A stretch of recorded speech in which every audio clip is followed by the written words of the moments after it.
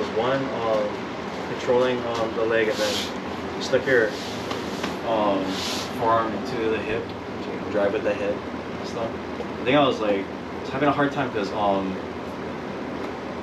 I innately like stay away from driving with my head because I keep thinking, oh, that's the first target someone's gonna go for, and so I always kind of like I'm always reluctant. So it's hard, like you know, it's easy pulling guard, but then when someone else is already down, like you know, you don't want to give them a chance to stand up. So trying to attack it is like I'm so vulnerable going in. You know, trying to I guess drill in my head, you know, the approach to you know, yeah, there are some vulnerabilities, but there's I guess things that I can be mindful of going in like intentionally to pass their guard and stuff like that. So, I think it was that and like leg drags and stuff like that. Going for stuff. So that's the kind of stuff that. No. So an idea that I want you to be aware of is you said you don't want him to stand up, right? So if he's seated, if I'm not touching him, can he stand up? Yeah. Yeah? Okay, so the first thing that we need to do is we either need to keep some sort of pressure on him with this collar grip, or we can start to control his legs and start to pin him down. Right? There's many ways, like lift, control his legs. So the technical stand-up technique we just showed Kai, right? You know that he needs to bring this leg out to technical stand-up. Just by doing something like this, he can't technical stand-up. Okay, so I think before you worry about passing, like you said, right, you're worried about keeping the guy down. So if we started seated, right, which we'll do in the drills at class, beginner one, grab the legs, bring him up. Now you keep the control of his leg, right? Imagine anytime you let this go, he can stand up, right? Anytime you let this go, he has the ability to stand up, right? So that's first, I think, is controlling the feet. And the first pass that I wanted to show you from the open guard is a Toriano. Okay, this is a pass you're going to use from this far out range. And like, maybe, like you said, leg drag, either maybe the kind of techniques you might do out in this range, and there's probably variations. So first, we're going to get the outside grips of his pants. Okay? We're going to take a side step, and then all we're going to do is drive this inside, and then we're going to connect our knees to his hips, and then control here. So as we finish, right, I don't want to leave my hand inside. Once I clear the leg on the outside, so like I got it down, right, boom, I got the control on the outside. I step. Once I clear this, I can let this go and start to control him here.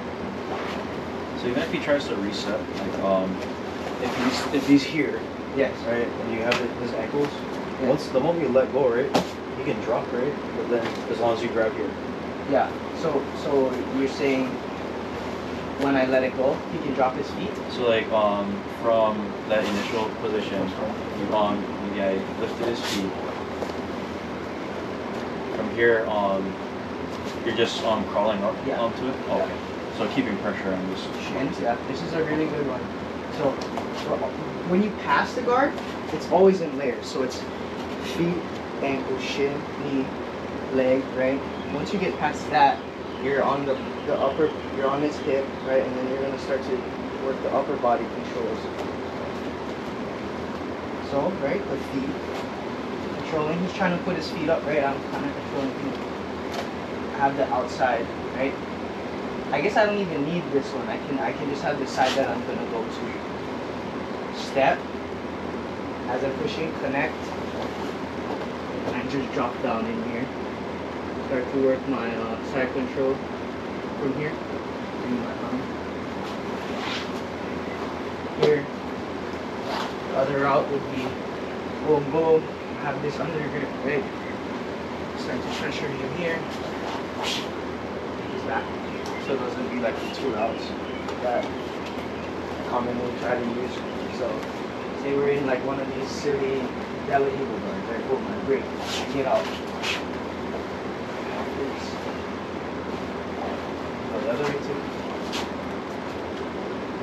I mean, people play with this stuff. I feel like if I'm trying to set the pass with pressure, I'll grab the inside like this, so I can go down. But if I'm kind of trying to use a bit more speed, I'll use the outside, because I already have this. But if I'm trying to put a little bit more pressure, I might go on the inside. So I use the inside grip versus the outside. So pressure, when I try to use pressure, I'll use these inside grips like this.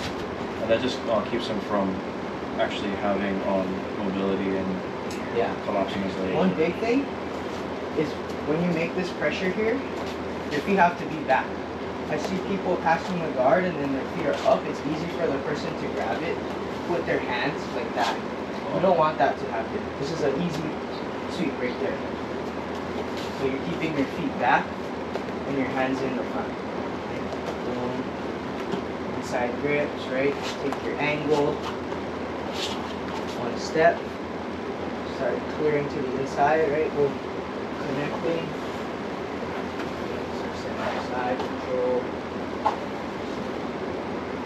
So we start here. Maybe sit up. Boom, boom, boom. Take your angle. Okay.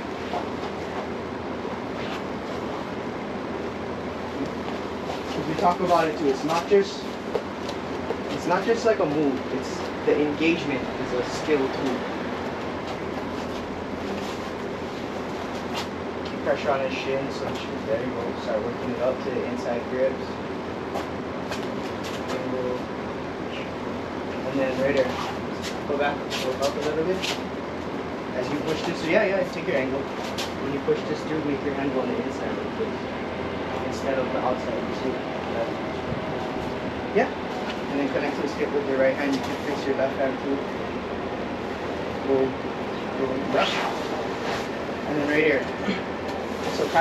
So right here, instead of being on him, bring your right leg like cock like this, and then your left leg. Yeah, but then still be on him like how you're trying to hold him. Try go on your toe here. Yeah, but lean into your hip. Yeah, there you go. And then bring this in a little bit. And then as you keep the drive, right, sink in a little bit down this way. Because you don't want to expose yourself over this way too much. So just into that hip, down the head.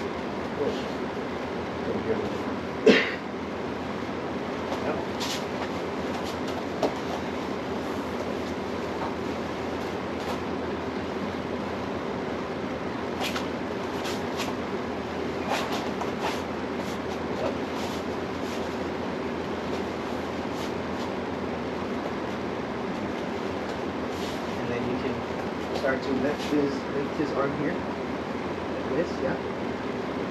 Grab his tricep, yeah, lift it. Now you can replace with your knee here. No, the other knee. And then drop your knees to a traditional side. Yeah.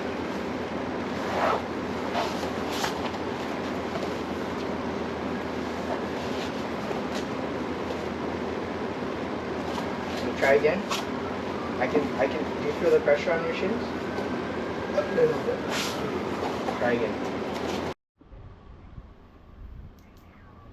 Maybe sometimes this isn't going to have a lot of play, so you might need to use it. I guess if they're higher, use your elbow.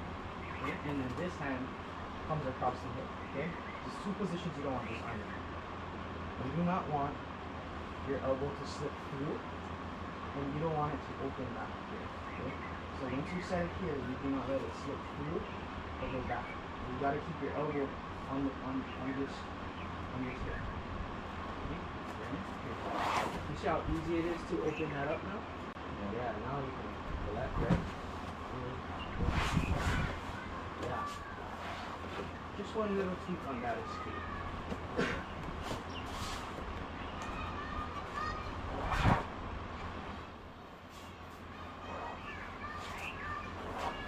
You know what to do once they do something like lift your head up. What is going to do?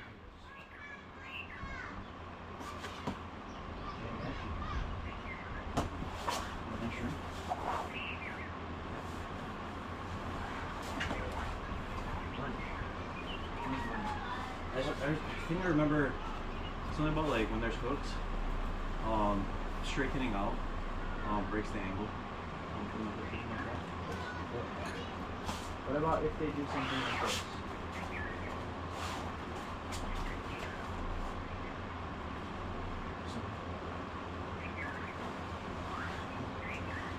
He's wrong with him. Okay, ready.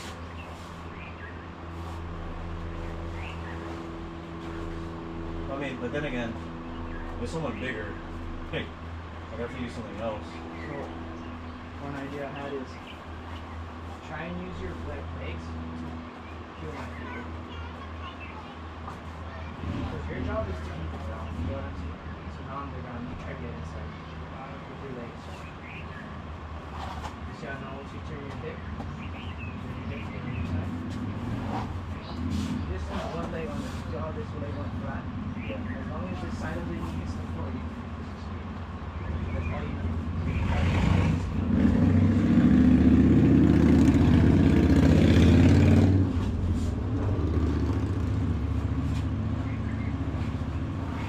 Focus on one thing at a time.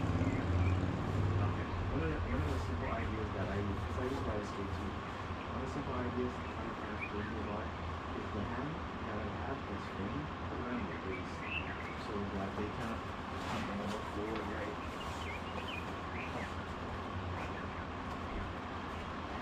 So,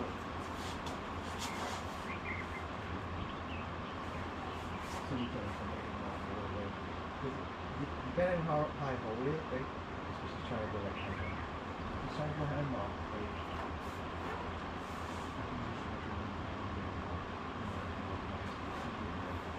So that's why I like this as so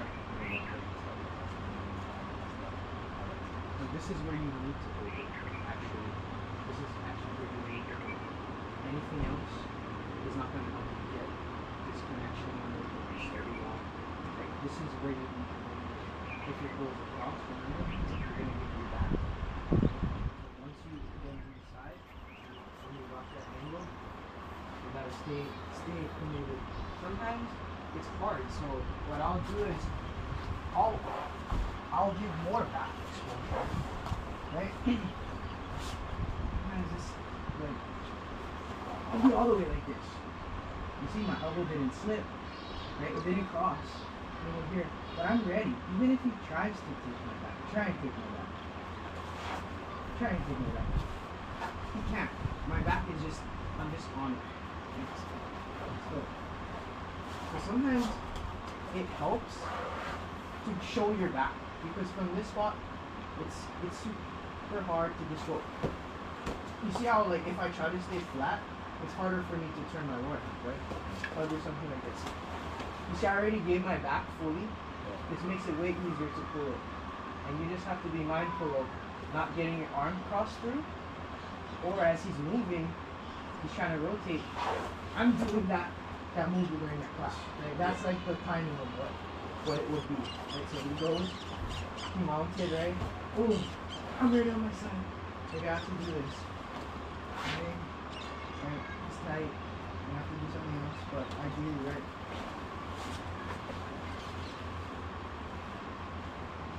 So that would be like the timing. Well, the timing is basically the moment he shifts his weight, you have I guess the leverage to create more space. Yeah, try.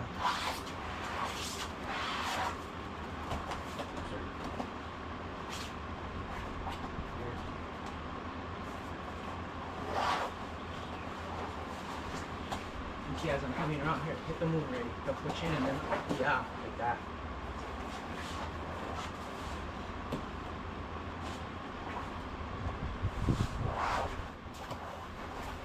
Try go again.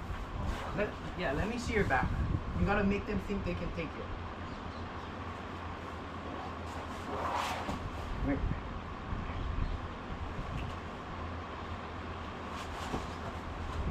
Yeah, kind of like cheeks right there. You have that.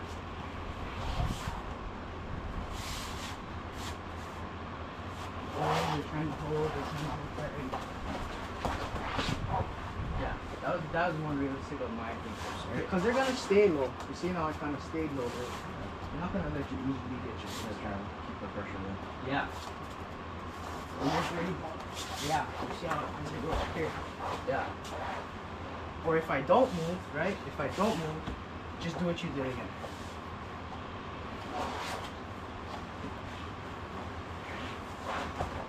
Yeah, if I don't move, you're just gonna have your move. Shrimp. Yeah. So one, can you show him the push the hand through to the underhook in the one motion? So this is one way. This is one thing he kind of likes to do to make it. Okay, which is your strong side? Either way, you do this. So he comes right, he pushes one. Do it kind of slow so you can see. So I have my knee right. Cause I have my. You see how I pushed into the underhook like that? Because I'm going forward, right? You're trying to push. Once you can push it through, you come into the underhook like that. So that it's not like you do a push and then an underhook. Just one motion. It's not like that and then like that. Yeah. And it's a little bit more seamless. Yeah.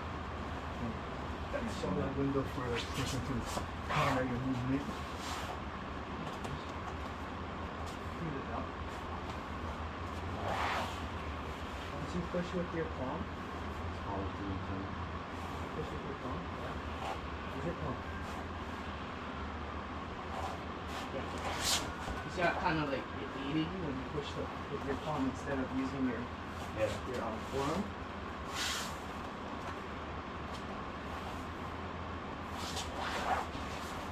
Yeah, even from here you got it. Just push it. I have that one. Oh yeah, that's a lot smoother. I think I've found myself thinking so much like in steps.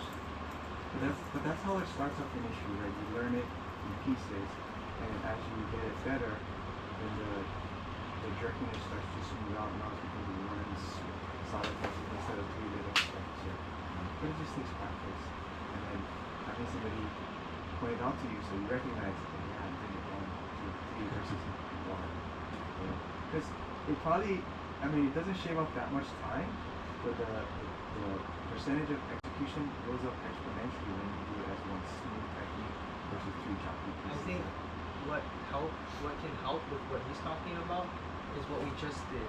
Because a lot of times when we learn the moves, we don't practice the timing, right? We only practice it statically and not maybe using other reactions or some other possibilities to show why you would go into it, right? Yeah. So like, the first step is always understanding how to do the move. That should be like, you should get that semi-good after a while, right? But then afterwards, you're kind of tying in the technique to the idea about the timing, because that's how it's gonna be hit when you go in, right? So as well as like learning it, when you go with your partner, you can even like cue them, be like, oh, when I do this, like do this action at like this percentage.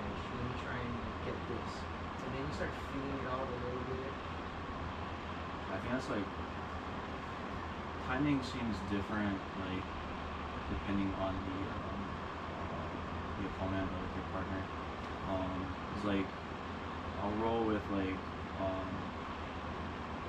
I'll roll with like Alan, and usually I go for Alan because I see there's a higher belt, so I'm just like, hey, I gotta feel like obviously I'm gonna get swept, obviously I'm gonna get choked out and stuff, but I need to feel like how he's getting there. But he's smaller, like somewhat smaller than me. But then when I go against someone like Scott, or even Brandon, it's like, oh, these guys are bigger than me, and it's like when they apply the pressure, and especially like, I think, honestly, Brooke, it's like, that full mount, and just like all that pressure on the upper body is like, it's hard to shrimp and stuff, and it's like, I actually have to put more brute force into it and stuff like that. It's like, how do I use technique, over brute force? I feel like it comes down to timing. So I think you hit the nail on the head, because there are certain positions where it's hard to use a technique to get out of it.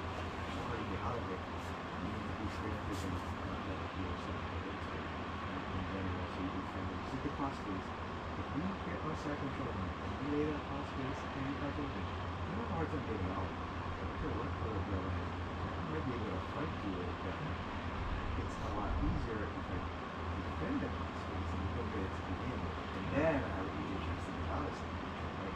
So it's just understanding the techniques and how to get a kind of like, look is good, look is not illegal. It does legal, doesn't clear. Very calculated. Just stealing it from me. He studies it. He knows exactly how to pressure you and how to be able to increase it. If you don't get ahead of it, you're not gonna fight. Shoot. I mean, he's taught me out so many times just from just falling asleep on me. Like, holy crap. I'm doing it. But yeah, I guess I purposely put myself into those side controls to, you know, as far as like being on the defense, because I always found myself, you know, being on the bottom while someone's in side control and say, okay, I need to, you know, figure out how to get out of this again. You know, so shrimping to the underbelly, you know, all that stuff like that. But having someone the same size as me or smaller, so much easier, right? Because I guess there's technique, but I guess the ratio between technique and like brute force, you can use brute force to force the technique in, versus someone who's larger than you. It's like you said, you almost have to like kind of assess like, okay, this person is bigger, maybe like heavier, so what positions will I find myself having a difficult time in if you know, if I find myself in danger, if I need to avoid that. It's like, well, I never thought about assessing it that way before getting into it. Another thing that will help you, at least will help me, is like growing people. I would say always help people, however what ladies, because I'm not gonna overpower ladies. It doesn't make any sense. So first we need to put a lot more time in the game. When I first started, I was still but you know it's in this model. There are people smarter than you in this thing. Even if they get the better of you, let them use your technique to get back into position and then try to overpower them.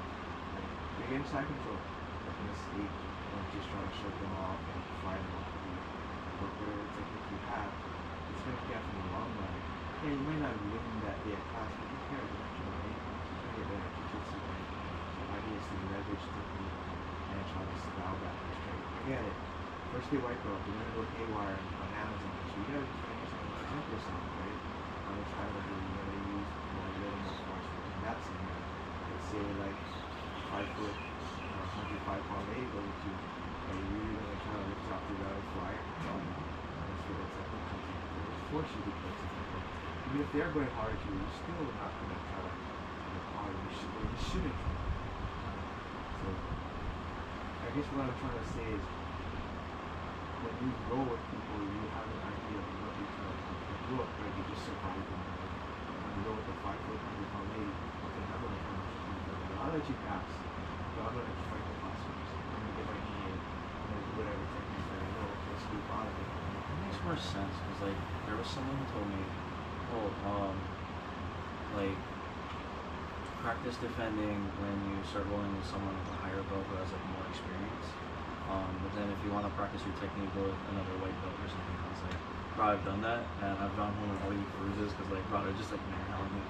Gosh, like I'm going like 50%. You know, I want to engage, but I don't want to like, this is not competition or anything, right? But I guess when I'm reflecting on like even like my first day, I don't know anything, so you use kind of like that, you know, brute force. All you have, that's all you have. Yeah, you know, and I realize you learn some techniques and then when you try to practice it with someone else who's a white belt who's maybe first time, bro, it's like, it's almost harder in a sense because all they're doing is like, you know, smashing, right? But they don't know any finishing moves, they don't know any techniques, so it's like, so I guess in that regard, like I start to think, okay, I can do this. I purposely get in, you know, get in a position where they're on top, and it's like I gotta get out and stuff like that. But even at that point, right?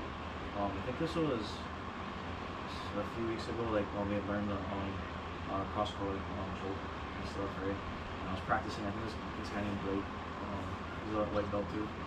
I think it was his first time, and let's go set up for it. And guy's grip and like just picks me up, and he's like, just like slams me back on. Oh gosh, okay, I'm not gonna do that then, right? That's like I start to evaluate like, okay, maybe I don't practice that on this guy, right? Like, his reaction is this. So it's like I'm almost learning my partner as we're rolling. That's a big part of it, understanding what level of intensity, what skill level they have, and what they're instinct.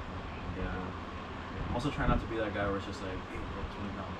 It's like, I want to try and just feed off of it. Sometimes it's hard to tell how hard you're going, so you don't feel like, oh, you know, you're going to wild or whatever. Something like that. Also, as time goes by, you get a bit of grip. What are you, 6 months in? 3 months in? Accumulative, I think I'm closer to like 2 months. Yeah. 6 months is nothing. Yeah. That's like nothing. You just you're very much in the difference you demonstrate yourself. It's good that you recognize a lot of things that other guys that are more good belts than you expect. So you make a decision. Ultimately, like you said, it's a thinking man's sport. Martial arts. There's a lot of things that are involved. It's not just struggling. You have no muscle. It does play a part. Don't get me wrong. Strength does play a part, but it needs to be leveraged judiciously. You can't always use strength for every single scenario. What would be your philosophy to like when to apply, I guess, that force When versus? you're trying to secure a position. So you use your speed to get in the spot, but when you're trying to secure a position, like a pass, that's when you use your strength. Because you're trying to hold them, right? So kind of like that. I guess that first pass that we're looking at. When you're holding my hip down, there's nothing wrong with like using your weight to put me down, right? So there's a time and place for that, and that's the time when you're constantly finishing the task, and I want to control you, right? And I don't want you to get out. You know, right? But if you're just moving around, I'm not gonna hold your hand and try to squeeze it to the tops, right? Because then that doesn't make sense to you. Yeah. I guess that question is more of like not so much like, oh, I don't want to hurt my partner and stuff like. I mean, that's obviously like kind of included in that, but like it's also like a matter of like energy conservation.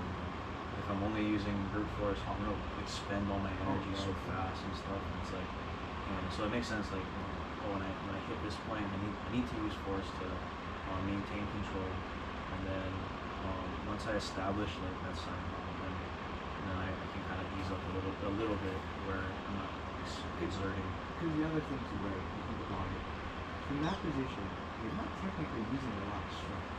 When Carter holds me down, he's not like burning his gas at red line, he's holding me down, but it feels like it. But he's using his technique and leverage and body position to hold me down, so it feels like, oh shit, he's pressing me. But it's just, he's actually kind of resting, I think. When you hold me down in the hip, the J-hook, he's not really pressing hard, but it feels like he's really pressing hard. So it's like it's the idea of how to leverage your body positioning to the point where it feels like I'm really going hard, just controlling it, right? And there's times, yeah, I'm gonna go for a finishing position, or I'm trying to do something like, yeah, I might use a burst of energy, but then there's a time where I'm just gonna use it. It's kind of understanding body leverage and energy conservation versus efficiency. And stuff. Because even something as simple as side control, if I go on side control and I can put my chest to your chest and you feel pressure, I'm not doing it. I'm just aim. Yeah. But for you, you're like, oh, you can feel it, right? You can feel it, right? It's like, oh shit, why is there so much pressure? But I'm making you accept energy while I'm taking pressure. You know? So body leverage and Energy conservation, just finding efficiency, like most efficient technique. Because like even that little position when you got into your stance, right? You felt how like just this or this made a difference in like how your body calculated that into that. I mean, just having like that Hip control. and being here, just doing this, like I'm breathing, I feel fine. Like my legs are locked out, my arms are locked out. If my elbow was like this, but I'm having to like, oh, my bicep is like taking all this, you know. So I feel like there's less energy when I'm there, and at the same time there's so much pressure on my opponent that they can't move. I'm just like, I'm not really doing much, you know. But at the same time, I'm not gonna stay there forever either, you know. So it's like it's almost like I'm moving, but I'm not expending so much energy. Yeah. So I'm trying to think about that because I've been talking to Scott and Brandon. And I'm like, oh, one day I do want to compete. At least try once. You know, feel like what it's like and stuff. But you know, I guess looking ahead at that, I'm like, okay, how do I conserve energy and stuff like that? I'll still work on my cardio off the mat and stuff like that. But it's like, you know, As you do more jiu-jitsu and get more mat time, you see the areas where you can rest, and the column meter starts to go back up again, right? So I like to play guard, like because I can love my back. Right? I don't have to support my back. Right? I have to be mobile and move around on the mat. And the passing on the feet and stay active for a fair amount of time. So there's positions where you can, I won't say rest and just do nothing, but you can take your power down. or even just have it in reserve ready to like blast when you need to. And you start to feel what you're doing. Yeah, like when you get the timing, when to blast it, this way, right? Like the little escape we did. You need to go fast at one moment. So if you go too slow. Oh. Yeah. Which I think that's like maybe for like next time, like one thing I definitely want to work on is like as far as body mechanic and like all like leverage is like kind of refining the pursuits and hey, when I get to a position where maybe they're mounted on me, I finally get out of that, I'm able to shrimp into a full guard. You know, obviously I can't stay here. I mean, maybe I could. Options are there, but I have a good half price with honestly. I can show you how that kind of got good at. But yeah, Coast Guard is a good option after. But you have the right mindset, right? Because you could just stay there, but then why? yeah. Right? Why? And I guess like even in competition, you're not gonna get points staying on your back and stuff. I mean, not to make it about points, but it's like It's true. you know, as far as there's one for the love of jiu-jitsu, but then for the love of the game, right? And, you know, it's like Because Carter told me something a while back. We did the idea of like, so turning something like guard, which is defensive, it's an offense. And figure out a way to turn the table. Right? But now going back in guard, you know, all I do is defend it. It's hard to win a match. You have to figure out a way to turn that guard, either sweep, submission, or reversal, to make them not undertime. So it's just to your point about just sitting in front of the bucket, which you could do. It's the trend that Jiu-Jitsu has taken, chilling in water. Because when I competed last week in Vegas, the guy, the final match, the guy got out to damage him. It was a near pass, but he didn't kind of said, well, you know, that's margin. Right? You know. So he got an advantage. Right? I got him in post guard. He just kept stalling. He tried to stay away. He didn't engage. He just stayed enough that it, you know, I couldn't do anything to him, right? So he was playing that, but it's a comp start. It's a way to play because at the end of the day, it doesn't say, oh, he won by this. It's just he won. Right? He got the gold medal. It's not all because he stalled. It's not the gold medal. So luckily, I opened up my guard because he wasn't doing anything, and I got his back. But I could have just stayed there, tried, and lost. But I trained 1 year for this fucking thing. I flew to Vegas. I'm not gonna go down with a fight. You know, with my luck, you know, I was able to take me back at the end. That's crazy. It's a technique that we use. so I think it was like several weeks back when we talked about like pulling guard and stuff like that. It's become like a big trend too. It's just like you know nobody likes to. I mean, you're up on your feet. You're even, 100, you know, and it's like you could be there for like 2, 3 minutes, and these rounds aren't that long, and it's like, you know, just dancing around, and no one's putting any punches on the board and stuff. And it's like pulling guard has almost become like essential.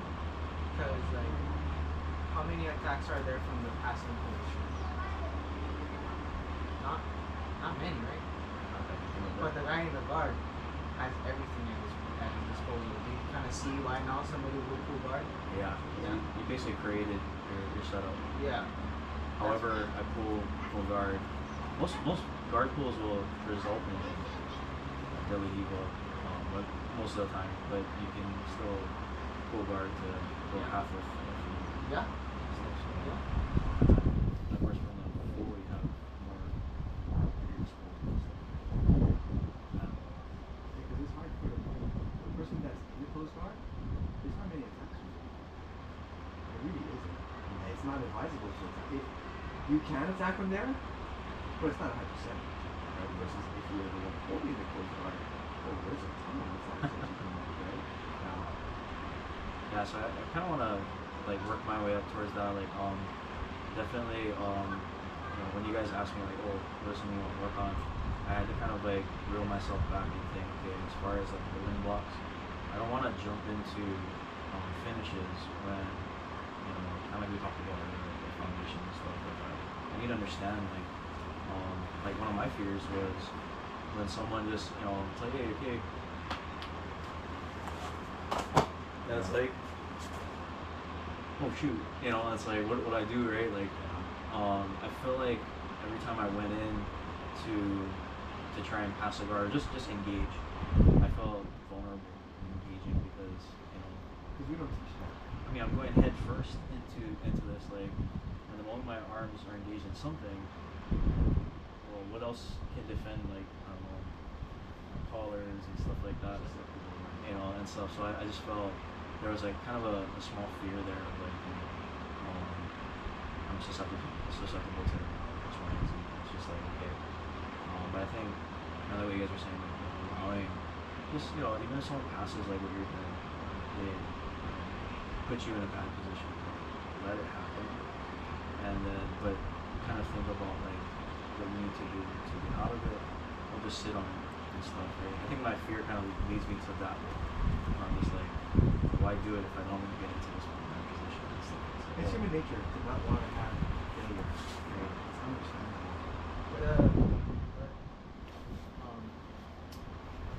I think that's a common thing. Or like, what about this or that or this?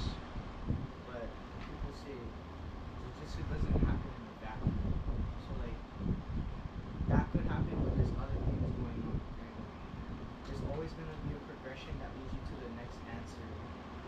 It is valid. Like, what if they do this and they prefer like to understand each piece and not like rule it out until maybe you put like time behind that to rule it out, right? Because I'll hear people like, I want to do that, I do this. It's like you can tell the future, basically, right? Like Yeah. once you test it and you can say you've tried it and it didn't work, then you can rule it out, right? But sometimes ruling it out a little bit too early kind of cuts off different avenues that you might have not even experienced only through your thought, like ruling it out, like I don't want to do that. But like what you said, you make a mistake and then you acknowledge it, how to get out or how to prevent it the next time, or you don't just keep getting hit with the same thing and then not think about what's going on. So like he said, in the beginning stage, experiment.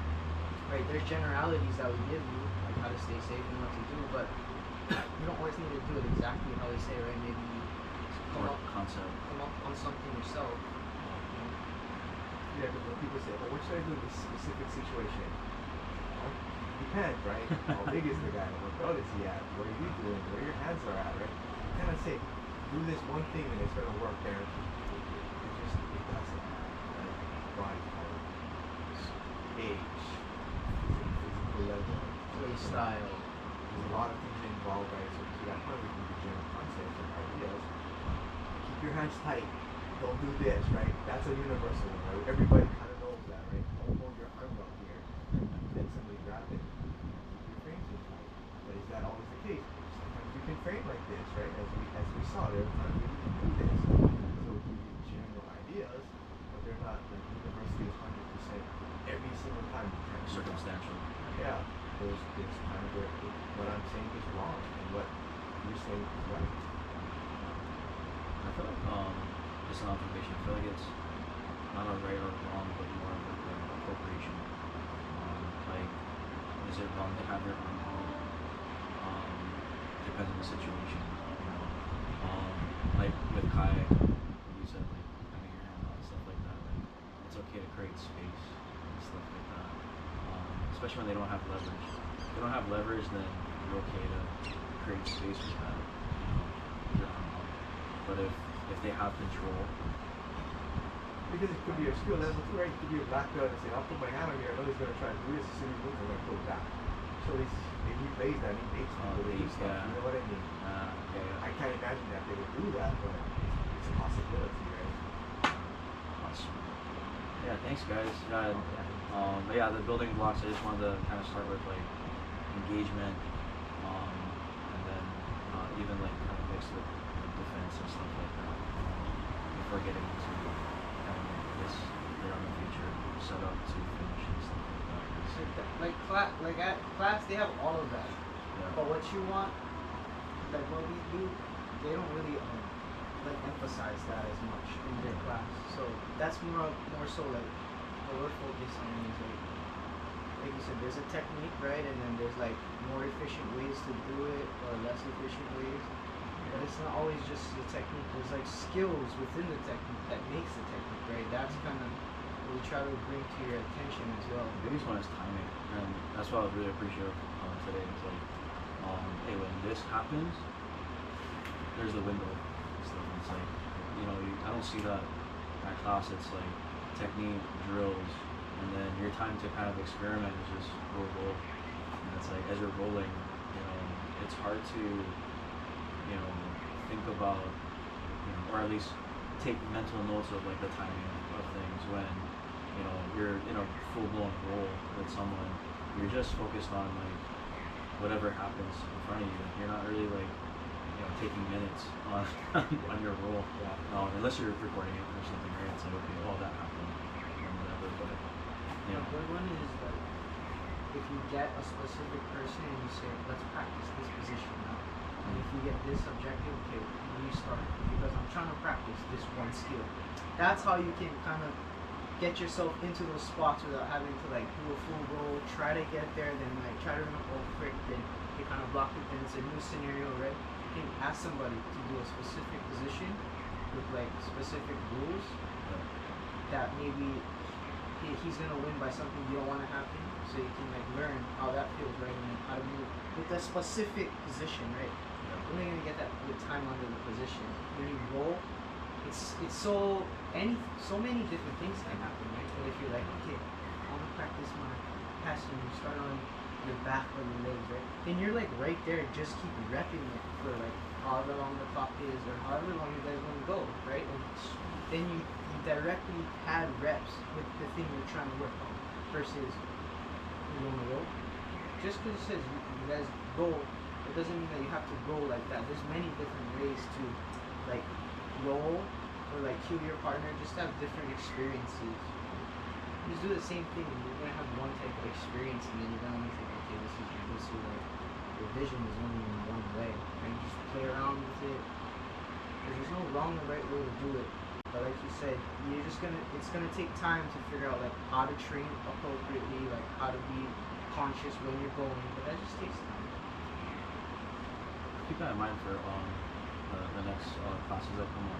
We'll just kind of pinpoint like the specifics. Like, definitely want to keep practicing those entries and kind of passing and stuff like that. Especially because like people are gonna pull guard, people are gonna most of the time they're gonna be in some sort of guard at times and stuff. So kind of want to mentally. So if you don't want to stay neutral, try to concentrate your work here. Just try to work those classes, just try to work those classes. And then when it's time, until what we learn, when I start standing, start seeing You know what I mean? No. Most people will be pretty receptive, okay, and they can practice their defense and their pudding or whatever, right? Organization. So the best way to handle it, right, is when you reinforce something that you saw. So the best way for you to continue to do one is that practice. So for like on the knees, right here, it's what I hate the most. Like when you start, right? If the guy's already like that, that gives me the green light to do something like this. I don't like when people like they start like this. I come up, then he comes up too, right? Like get up. Right? We're not here. Especially since we're not like takedown guys. I'm not here to stand up. So the easy one, right? People always start like this, right? One leg up, one leg down. This is one of the easiest ways to get them to is so you're gonna go collar and ankle kick. So Maybe we just start. yeah. Or if you know he's down and he's like I guess a guard player, he'll stay down. But some people will try and like get up, which is kind of irritating. So I'll just go down. But even something. Okay, this is already kind of like what we ran in. Yeah, yeah, yeah. Stuff like that. Dance. Or you can do what we both said. You wanna practice your guard, you know? Because whenever we start, I always sit down and wait. And if my partner doesn't stand up, I look at them and go, you want to play guard? And if they say yes, then okay, then I stand up. If they say no, then I go, well, why are you sitting up for it? Stand up. Right?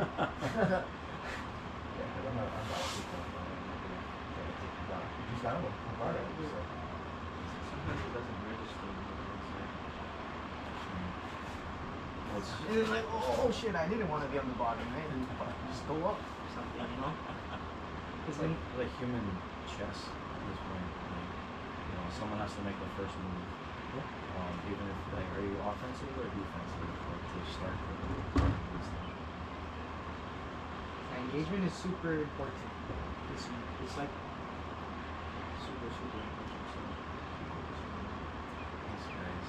Yeah, I'll definitely work on that. And, like, even at I'm good friends with like Todd. So when I go on like Tuesday, I'll probably like kind of pitch it to him. Like, be on this and start next week. I got goals direction too, so okay. I can get passing. That's good. Todd, so the way you should look at it is that, especially someone like Todd, I want to learn from him. So the mindset of whether he gets me or I get him is what can I get out of him. Like, I want to learn from him. How do you do that? How do you keep passing me? How do you keep stopping what you're? And I guarantee you'd be more than happy to do that. That's the best way to leverage that interaction with the he knows more than anyone. because the harder that you go, the quicker that they want to kill you. You know what I mean? Like, yeah. So using it to like learn from them, and even if they're doing shit that you can't stop. Thanks, guys.